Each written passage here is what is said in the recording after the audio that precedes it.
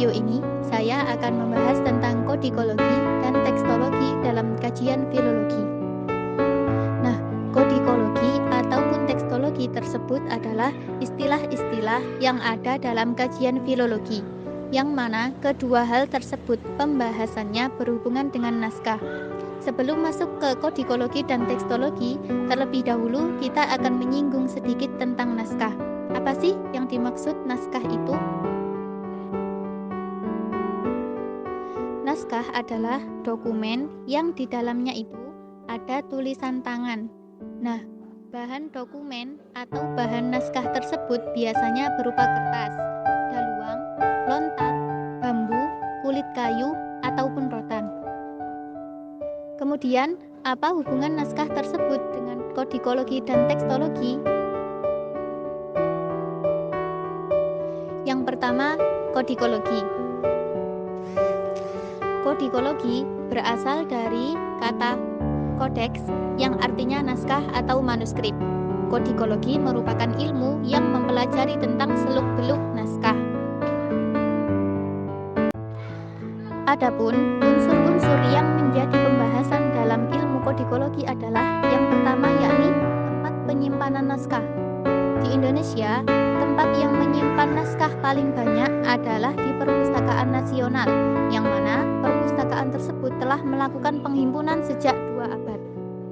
Selain di Perpustakaan Nasional, kita juga bisa menemukan naskah-naskah atau manuskrip-manuskrip yang tersebar di beberapa tempat, di antaranya balai bahasa, museum, pesantren, yayasan, pemerintah daerah, masjid, perpustakaan universitas, ataupun di istana.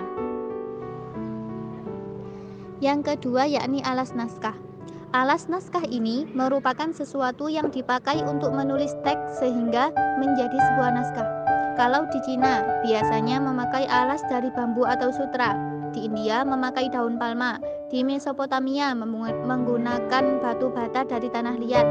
Kemudian di Mesir memakai alas dari papirus. Di Iran memakai alas dari baja, linen, velum, sutra atau perkamen. Di Eropa menggunakan kertas. Nah, manuskrip yang ada di Indonesia sendiri biasanya ditemukan dengan alas dari daluang.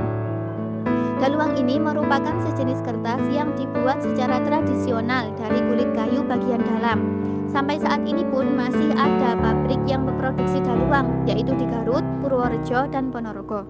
Selain dari daluang, juga ada yang berasal dari lontar, daun nipah, kulit kayu, bambu, rotan, janur, daun pandan, telapak gajah, dan batok kelapa. Kemudian unsur selanjutnya adalah watermark dan countermark. Watermark merupakan gambar, tulisan, atau tanda tertentu pada kertas naskah yang dibuat sebagai identitas kertas tersebut dan bisa dilihat dengan cara menerawangnya di depan cahaya. Dari watermark tersebut nanti akan diketahui usia kertas dan masa atau kapan waktu penulisan naskah tersebut dilakukan.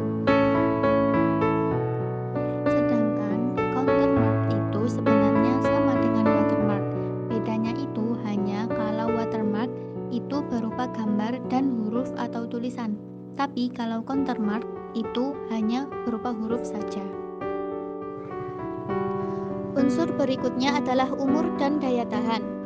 Apabila naskah tersebut berada di alam yang beriklim tropis, maka naskah tersebut akan cepat rusak. Memang naskah bisa bertahan, namun hanya dalam waktu maksimal 2 abad. Unsur yang selanjutnya adalah tentang penulisan. Dalam penulisan ada istilah iluminasi dan ilustrasi. Iluminasi adalah semua bentuk hiasan atau dekorasi yang ada dalam sebuah naskah. Sedangkan ilustrasi adalah visualisasi dalam teks yang berbentuk gambar, foto, lukisan, atau lainnya, yang tulisannya berfungsi untuk menjelaskan maksud kalimat tertentu dalam teks. Kalau iluminasi biasanya terletak pada halaman 1-2, sedangkan ilustrasi terletak di mana saja. Setelah kodikologi, kita masuk ke pembahasan tekstologi. Tekstologi adalah ilmu yang mempelajari tentang seluk-beluk teks.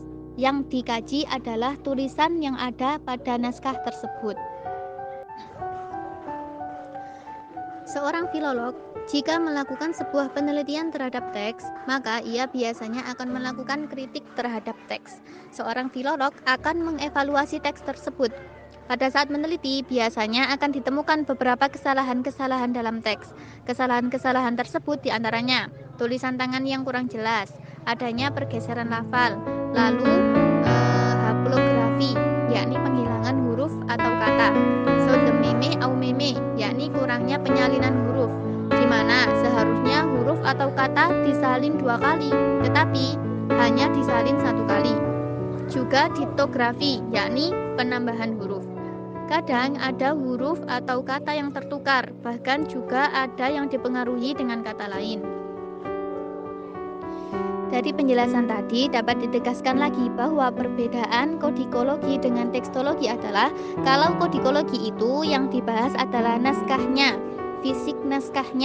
fisik dokumennya.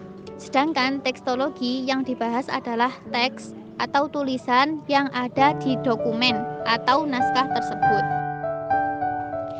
Itu tadi penjelasan dari saya yang tentunya masih banyak kesalahan dan kekurangan. Namun semoga penjelasan tersebut sedikit atau banyaknya bisa memberi pemahaman tentang kodikologi dan tekstologi. Sekian, wassalamualaikum warahmatullahi wabarakatuh.